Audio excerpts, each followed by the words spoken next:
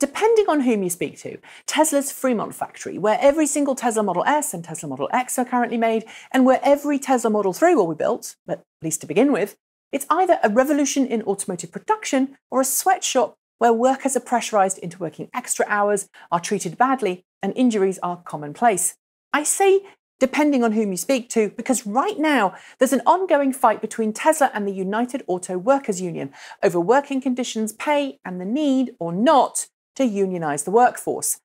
Tesla, specifically Elon Musk, characterizes complaints against conditions and pay at the factory as being nothing more than anecdotal stories, questioning the validity of various news reports that allege staff are paid less than their counterparts elsewhere in the auto industry, that accident rates are higher than they should be, and that overtime hours are sky high.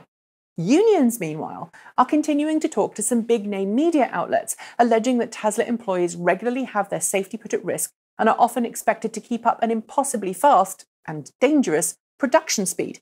Interviews given by several employees state ambulances are regularly called to take workers away who've injured themselves or collapsed, and collapses due to exhaustion are commonplace. One interview even claimed that Tesla makes its staff work around fallen colleagues as they lay on the factory floor, waiting for the ambulance.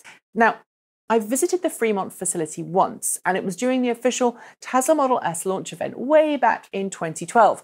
At the time, the Tesla facility was bright and spacious, and everyone I talked to seemed very content with their work environment. At the same point, however, I should note that this was back when the Fremont production facility was making hundreds of cars a month, not thousands. Additionally, it was at a time when the workforce was a lot smaller than it was today, and when most of the factory wasn't being used. Which is why I'm not going to take sides here. I've not talked to Tesla workers directly since that factory visit, and I've not talked to Tesla about the allegations. But having seen Tesla's response publicly and the response of the unions that Tesla is fighting against, it's pretty obvious here that there's no love lost between them. But it's also very interesting to note something else that may not be getting proper coverage at this point, namely the acquisition of Grumman Engineering by Tesla late last year, and what part it might be playing in this whole debacle.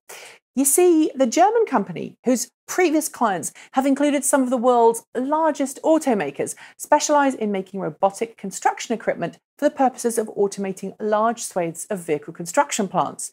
And Tesla's acquisition of the company means that it not only gets to buy new plant machinery at cost, but it also means it can produce and develop advanced production equipment that ultimately reduces the number of workers needed to produce its electric cars, solar panels, and battery packs.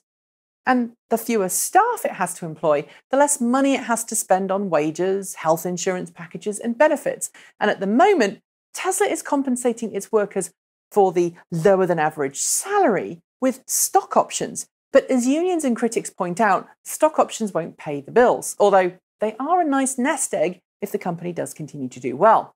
Eliminating staff altogether, or at least dramatically slashing the number employed, gives Tesla the upper hand, since robots don't need a time off, they don't need compensation or fair working conditions, and Tesla gets to reap the benefits financially, and its profits go up. And that, I think, is one of the reasons that unions are feeling the way they are about Tesla's current facility. At the moment, UAW is trying to unionize the workforce, a process which could ultimately end with more representation of the workers and the kind of bargaining power that currently isn't available.